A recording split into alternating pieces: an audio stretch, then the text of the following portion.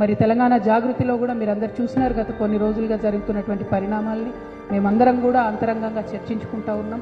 ఒక ఉన్నతమైనటువంటి ఆశయాలతో తెలంగాణలో అడుగేయాలనేటటువంటి ఆలోచనలో ఉన్నాం. ఉన్నతమైనటువంటి లక్ష్యంతో సాధించుకున్నటువంటి భౌగోళిక తెలంగాణని పరిపుష్టం చేయాలంటే సామాజిక తెలంగాణ సాధించే వరకు కూడా తెలంగాణ జాగృతి కార్యకర్తలు విశ్రమించారు. మరి తెలంగాణ సామాజిక తెలంగాణ సాధించాలంటే అన్ని వర్గాలకు సరైనటువంటి అవకాశం ఇచ్చే విధంగా, అన్ని వర్గాలకు సరైనటువంటి స్వేచ్ఛ వచ్చే విధంగా, అన్ని వర్గాలకు సమున్నతమైనటువంటి సంపద వచ్చే విధంగా తెలంగాణ జాగృతి కృషి చేస్తుందని ఈ సందర్భంగా తెలియజేస్తా ఉన్నాను.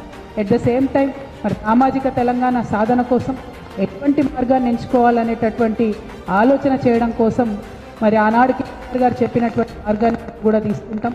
తెలంగాణ సాధన కోసం నేను బొంత పురుగునైనా ముద్దు పెట్టుకుంటాను కేసీఆర్ గారు చెప్పిండ్రు.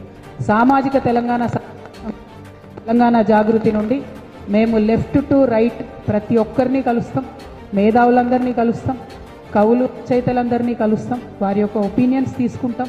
తెలంగాణలో కేసీఆర్ గారి హయాంలో జరిగినటువంటి మంచినంతటి కూడా మనం ఇంకా ఎట్లా తీసుకొని వెళ్ళగలుగుతాం, ఇంకా పరిపుష్టంగా ఎట్లా చేయగలుగుతాం, ఆనాడు చేయకుండా మిగిలిపోయినటువంటి కొన్ని పనులు ఎట్లా ఉన్నాయి, మళ్ళీ మూడోసారి ఉంటే కేసీఆర్ గారు తప్పకుండా సామాజిక తెలంగాణ సాధనలో బలీయంగా కృషి చేసేవారని నేను నమ్ముతున్నాను. వారు అన్ఫార్చునేట్లీ అవకాశం రాలేదు.